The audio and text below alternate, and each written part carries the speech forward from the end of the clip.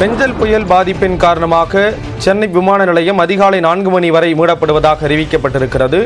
ஏற்கனவே இன்று மாலை 7 மணி வரை மூடப்படுவதாக அறிவிக்கப்பட்டிருந்த நிலையில் அது நீட்டிக்கப்பட்டிருக்கிறது. கூடுதல் விவரங்களை வழங்குவதற்காக செய்தியாளர் சுரேஷ் இணைகிறார். சுரேஷ், மாற்று ஏற்பாடுகள் செய்யப்பட்டிருக்கா? வரக்கூடிய அந்த பயணிகளுக்கு விவரங்களை பகிர்ந்துக்கலாம்.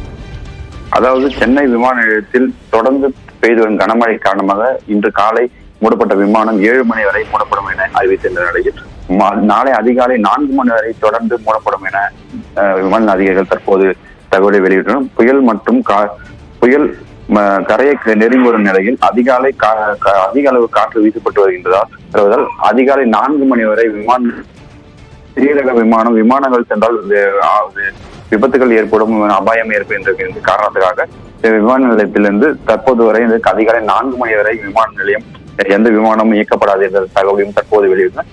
ஏற்கனவே விமானத்தில் பயணம் செய்யக்கூடிய பயணிகளுக்கு முன்னெச்சரிக்கையாக முன்னடவடிக்கை அனைவருக்கும் இமெயில் மெசேஜ் மூலமாக அனுப்பப்பட்டுள்ளது.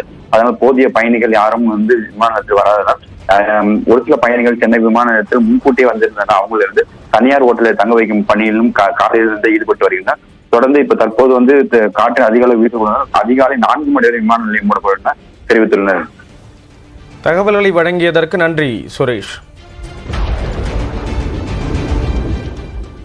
தொடர்ந்து சென்னை வளசரவாக்கத்தில் 500க்கும் மேற்பட்ட குடியிருப்புகளை வெள்ளம் சூழ்ந்திருக்கிறது. இது தொடர்பான விவரங்களை வழங்குவதற்காக செய்தியாளர் சோமசுந்தரம் இணைகிறார்.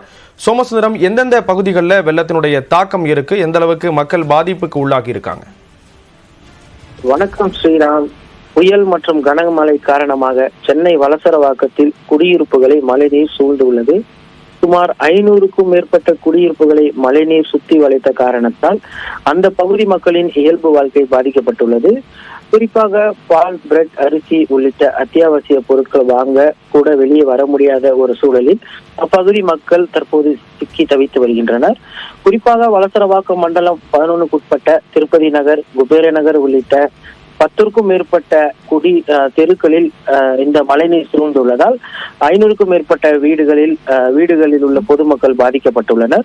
ஒரு சில வீடுகளில் மழைநீரும் புகுந்துள்ளது. மேலும் முழங்கால் அளவு இந்த பகுதியில் தேங்கி நிற்கக்கூடிய மழை நீரால் பாம்பு, பூரான் போன்ற விஷச்சந்துகள் வீட்டுக்குள் புகுவதாக அந்த பகுதி மக்கள் புகார் தெரிவித்துள்ளனர். குறிப்பாக இன்று மதியம் போரூர் பகுதியில் அந்த பகுதியில் தேங்கியிருந்த மழைநீரை வெளியேற்ற ராட்சத மோட்டார் குழாய்கள் மூலம் மாநகராட்சி சார்பில் நடவடிக்கை எடுக்கப்பட்டிருந்தது. அதே போல் வளசரவாக்கம் பகுதியில், அதாவது இந்த திருப்பதி நகர் 2வது தெரு, குறுக்கு தெரு பகுதி, குபேர நகர் பகுதிகளில் தேங்கி நிற்கும் மழை நீரை பல பகுதிகளில் வெள்ளம் தேங்கி இருக்கக்கூடிய ஒரு சூழலில் அது தொடர்பான விவரங்களை கொடுத்தீங்க. நன்றி சோமசுந்தரம். காஞ்சிபுரம் மாவட்டம் ஸ்ரீபெரும்புத்தூரில் உள்ள ஸ்ரீ ராமானுஜர் அவதரித்த ஸ்ரீ ஆதிகேசவ பெருமாள் திருக்கோயிலில் தண்ணீர் தேங்கி இருக்கிறது. கூடுதல் தகவல்களுடன் இணைகிறார் செய்தியாளர் சந்திரசேகர். விவரங்களை பகிர்ந்துக்கலாம்.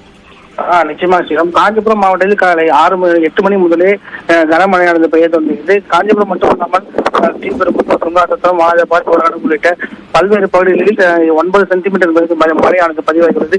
இந்நிலையில் ஸ்ரீபெரும்புத்தூர் பகுதியில் உள்ள 1000 ஆண்டுகள் பழமையான ஆதிகேசவன் ராமானுஜர் கோவிலில் மழைநீர் முழுவதுமாக சூழ்ந்து பக்தர்கள் கடும் அவதிக்குள்ளனர்.